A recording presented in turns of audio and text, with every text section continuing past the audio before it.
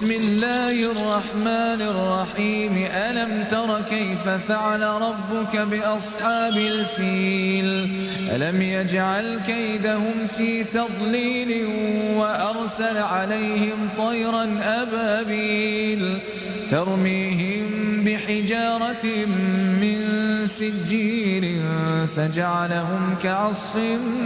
مأكول بسم الله الرحمن الرحيم لإيلاف قريش إيلافهم رحلة الشتاء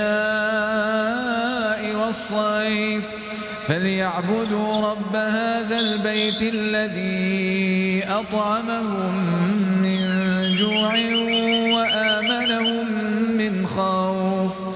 بسم الله الرحمن الرحيم أرأيت الذي يكذب بالدين فذلك الذي يدع اليتيم ولا يحض على طعام المسكين